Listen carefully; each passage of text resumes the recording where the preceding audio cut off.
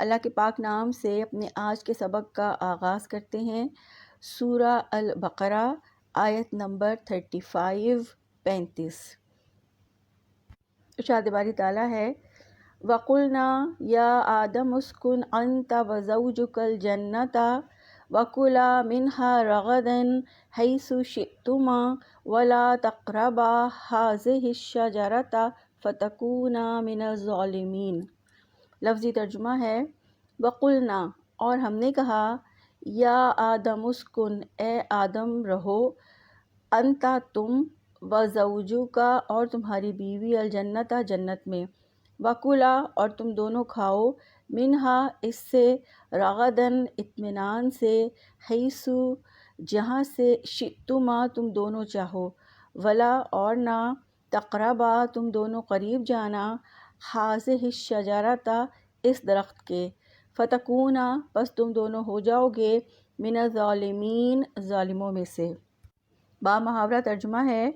اور ہم نے کہا اے آدم تم اور تمہاری بیوی دونوں جنت میں رہو اور جہاں سے چاہو دونوں خوب کھاؤ اور اس درخت کے قریب نہ جانا ورنہ تم دونوں ظالموں میں سے ہو جاؤ گے۔ پچھلی آیات میں ہم نے سیکھا کہ اللہ تعالیٰ نے حضرت آدم علیہ السلام کو تخلیق کیا، پھر ان کو علم کی بنا پر فرشتوں سے فضیلت دی، پھر فرشتوں سے ان کو سجدہ کروایا، یہ ان کی دوسری فضیلت تھی۔ اب یہاں اس آیت میں آدم علیہ السلام کی اللہ تعالیٰ نے تیسری فضیلت بیان کی ہے کہ ان کو جنت میں بسایا۔ اور اس آیت سے یہ معلوم ہوتا ہے کہ حضرت آدم علیہ السلام کے جنت میں جانے سے پہلے حضرت حوا کو پیدا کیا، یعنی ان کی بیوی حضرت حوا کو پیدا کر کے اللہ تعالیٰ نے ان پر اپنی نعمت پوری کر دی تاکہ وہ اپنی بیوی کے پاس سکون حاصل کریں، اور پھر انہیں حکم دیا کہ تم جنت میں سکون سے رہو۔ حضرت عبداللہ ابن عباس رضی اللہ تعالیٰ عنہ اور عبداللہ ابن مسعود رضی اللہ تعالیٰ عنہ اور صحابہ کی ایک جماعت کا قول ہے کہ پہلے تنہا حضرت آدم علیہ السلام کو جنت میں رہنے کا حکم دیا گیا تھا۔ حضرت آدم علیہ السلام تنہا رہتے تھے اور تنہائی سے اکثر گھبرا جاتے تھے، اور ایک دن حضرت آدم علیہ السلام سو رہے تھے تو ان کی نیند کی حالت میں اللہ تعالیٰ نے حضرت حوا کو ان کی بائیں پسلی سے پیدا فرمایا۔ حضرت ابو ہریرہ بیان کرتے ہیں کہ رسول اللہ صلی اللہ علیہ وآلہ وسلم نے فرمایا، عورتوں کے بارے میں میری وصیت ہمیشہ یاد رکھنا، کیونکہ عورت پسلی سے پیدا کی گئی ہے اور پسلی میں بھی سب سے ٹیڑھا حصہ اوپر کا ہوتا ہے، اور اگر کوئی شخص اسے بالکل سیدھا کرنے کی کوشش کرے گا تو اس کو توڑ دے گا، اور اگر اسے یوں ہی چھوڑے گا تو وہ ہمیشہ ہی ٹیڑھی رہے گی۔ بس عورتوں کے بارے میں میری وصیت مانو، عورتوں سے اچھا سلوک کرو۔ صحیح بخاری کی روایت ہے 3331۔ تو یہاں اس آیت سے ہمیں یہ پتہ چلتا ہے کہ اللہ تعالیٰ نے حضرت آدم علیہ السلام اور حضرت حوا کو جب جنت میں بسایا تو انہیں حکم دیا کہ جہاں سے چاہو خوب کھاؤ مگر اس درخت کے قریب نہ جانا، یعنی آزمائش کے طور پر اللہ تعالیٰ نے ان کو ایک خاص درخت کے پاس جانے سے منع کیا۔ یہ درخت کس چیز کا تھا اس کے بارے میں قرآن اور حدیث سے ہمیں کچھ پتہ نہیں چلتا۔ کچھ مفسرین اس کو گندم کا درخت قرار دیتے ہیں، کچھ انگور کا، کچھ کھجور کا، جو سب بے اصل ہیں۔ اور اصل بات یہ ہے کہ ہمیں اس درخت کا نام معلوم کرنے کی کوئی ضرورت ہے نہ کوئی فائدہ۔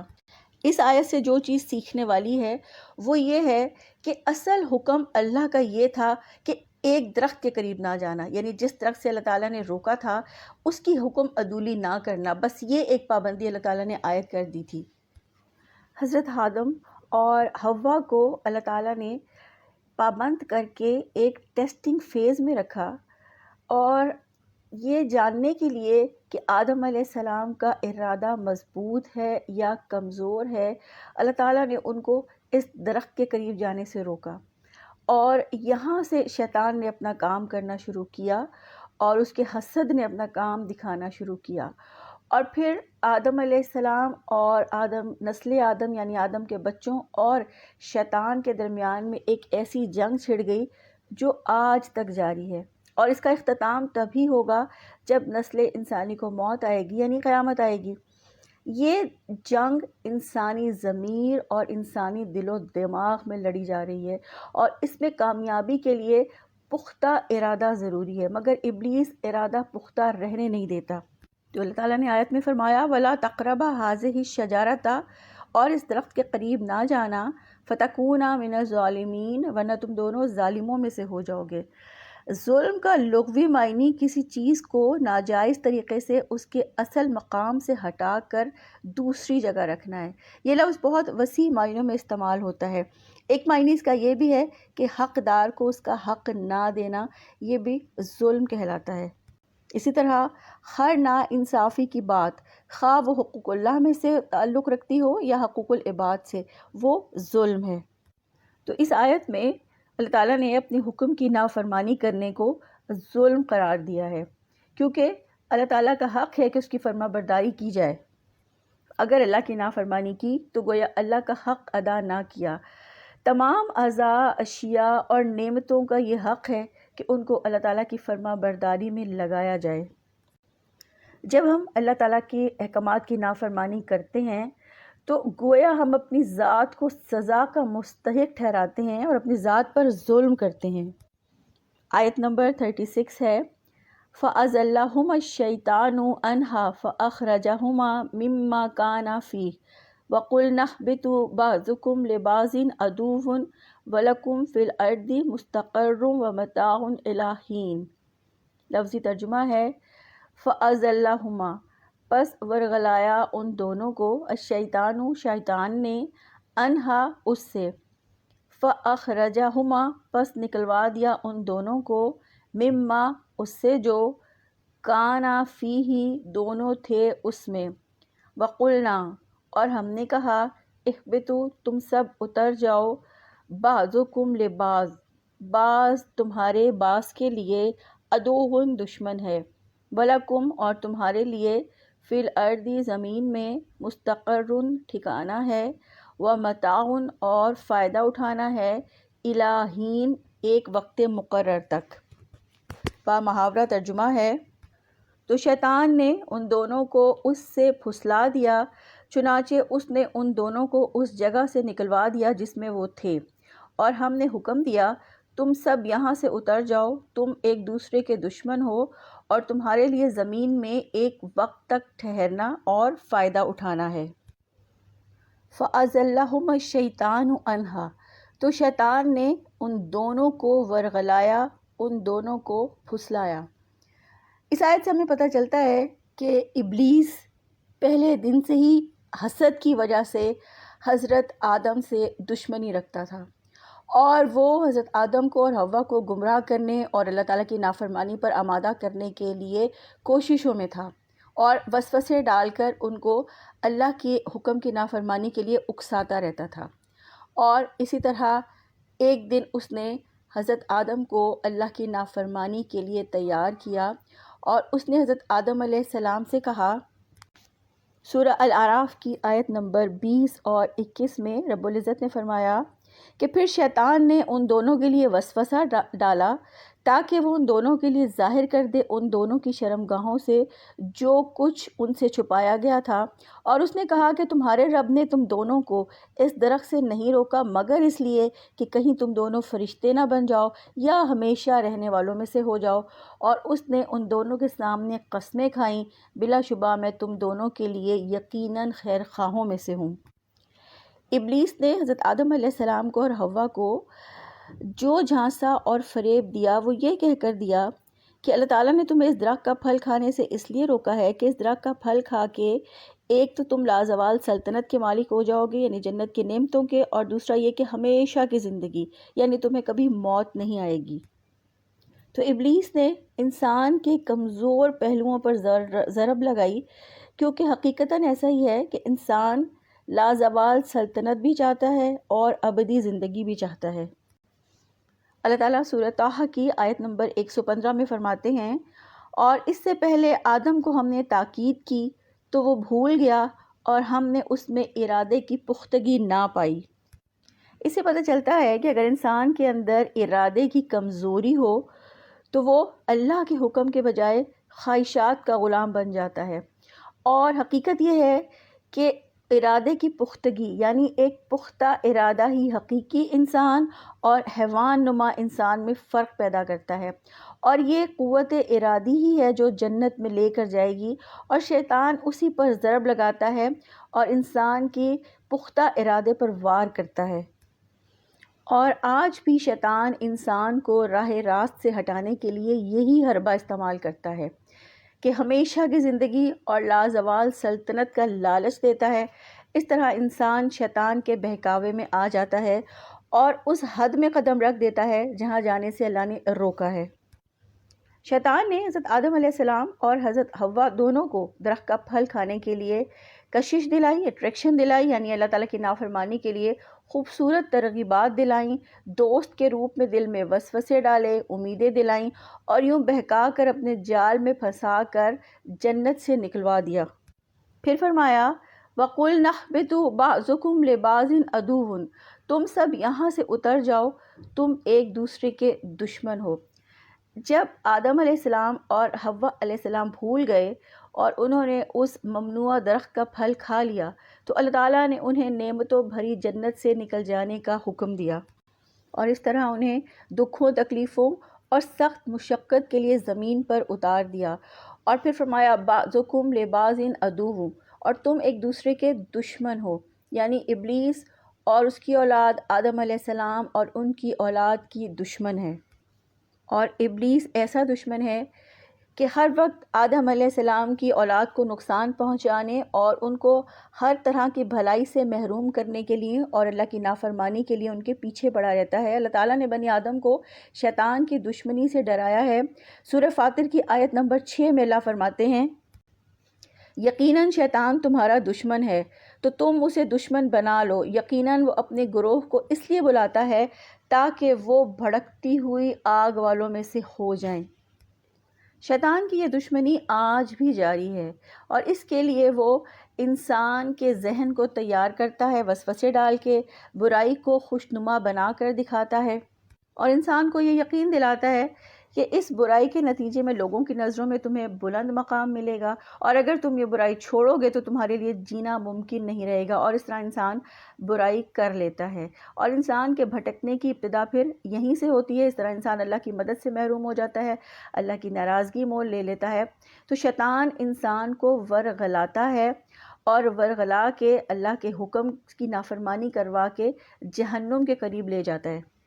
اور جیسا کہ ہم نے دیکھا کہ پختہ ارادہ اور سچا علم رکھنے والے افراد شیطان کو شکست دینے میں کامیاب ہو جاتے ہیں۔ اللہ کے رسول صلی اللہ علیہ وآلہ وسلم نے فرمایا کہ جب بنی آدم کا دل اللہ کی یاد سے غافل ہوتا ہے تو شیطان اس میں دھرنا مار کر بیٹھ جاتا ہے، اور جب بنی آدم اللہ کا ذکر شروع کرتا ہے تو شیطان دم دبا کر بھاگ جاتا ہے۔ تو انسان اگر اللہ کی یاد سے، اللہ کے ذکر سے غافل ہو جاتا ہے تو شیطان کو موقع مل جاتا ہے اس پر وسوسے ڈالنے کا، اور پھر اس طرح انسان کے لیے نیکیاں کرنا مشکل اور گناہ کرنا آسان ہو جاتا ہے۔ یہی شیطان کا مشن ہے، یہی اس کی دشمنی ہے جو قیامت تک جاری رہنے والی ہے۔ پھر فرمایا وَلَكُمْ فِي الْأَرْضِ مُسْتَقَرٌّ وَمَتَاعٌ إِلَىٰ حِینٍ، اور تمہارے لیے زمین میں ایک وقت تک ٹھہرنا اور فائدہ اٹھانا ہے۔ اللہ تعالیٰ نے زمین میں اتارے جانے کا مقصد واضح فرمایا کہ زمین میں تمہارا ٹھکانہ ہوگا، اور ایک وقت تک یعنی تم وہاں رہو گے اور فائدہ اٹھاؤ گے، اور پھر اس کے بعد تم واپس آؤ گے جس کے لیے تمہیں پیدا کیا گیا۔ یعنی اس آیت سے پتہ چلتا ہے کہ یہ زندگی عارضی ہے اور ایک خاص مدت تک کے لیے ہے، یعنی انسان کے لیے یہ مدت اس کی پوری زندگی تک ہے، یعنی موت تک، اور کائنات کے لیے خاص مدت جو ہے قیامت کے وقت تک ہے۔ اس سے یہ پتہ چلتا ہے کہ دنیا مستقل ٹھکانہ نہیں ہے، بلکہ یہ تو ایک راہ گزر ہے جہاں سے اگلے جہان کے لیے زیادہ راہ اکٹھا کرنا ہے۔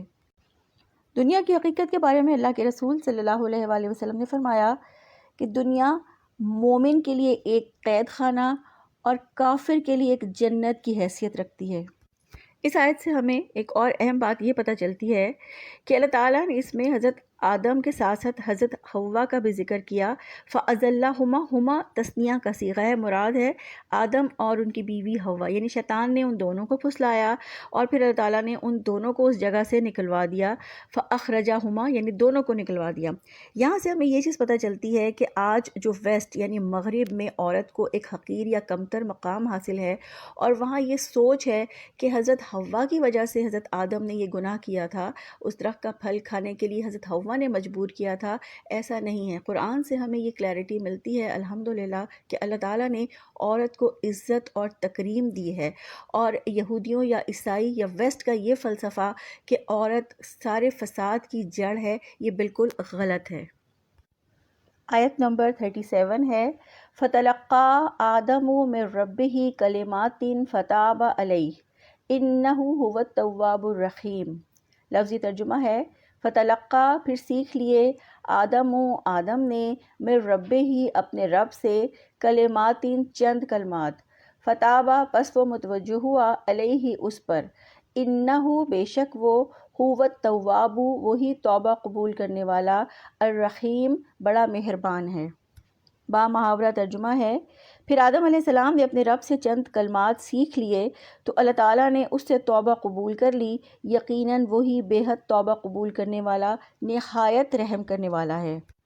حضرت آدم علیہ السلام سے غلطی ہوئی تو رب کریم نے اپنی رحمت سے انہیں چند کلمات سکھائے۔ آدم علیہ السلام نے انہیں سیکھا اور یاد کر لیا۔ یہ کلمات کیا تھے؟ سورہ الاعراف کی آیت نمبر 23 میں اللہ تعالیٰ نے فرمایا قَالَ رَبَّنَا ظَلَمْنَا أَنفُسَنَا وَإِن لَّمْ تَغْفِرْ لَنَا وَتَرْحَمْنَا لَنَكُونَنَّ مِنَ الْخَاسِرِينَ۔ ان دونوں نے کہا اے ہمارے رب، ہم نے اپنی جانوں پر ظلم کیا، اور اگر آپ نے ہمیں معاف نہ کیا اور ہم پر رحم نہ کیا تو ہم ضرور نقصان اٹھانے والوں میں سے ہو جائیں گے۔ یعنی آدم علیہ السلام نے ان الفاظ میں اللہ تعالیٰ سے اپنے گناہ کا اعتراف کیا اور اللہ سے بخشش کا سوال کیا۔ پھر فرمایا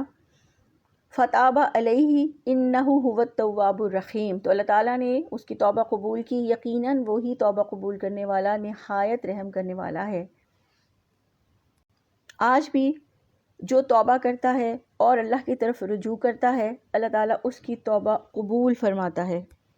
توبہ میں 3 باتیں ضروری ہیں۔ ایک تو یہ کہ جو گناہ ہو گیا اس پر سچے دل سے نادم اور پشیمان ہوا جائے۔ دوسرا یہ کہ توبہ کے وقت دل میں یہ پختہ ارادہ کر لیا جائے کہ آئندہ یہ گناہ نہیں کریں گے۔ اور تیسرا یہ کہ توبہ کے بعد دل میں اس گناہ کے لیے نفرت پیدا کی جائے۔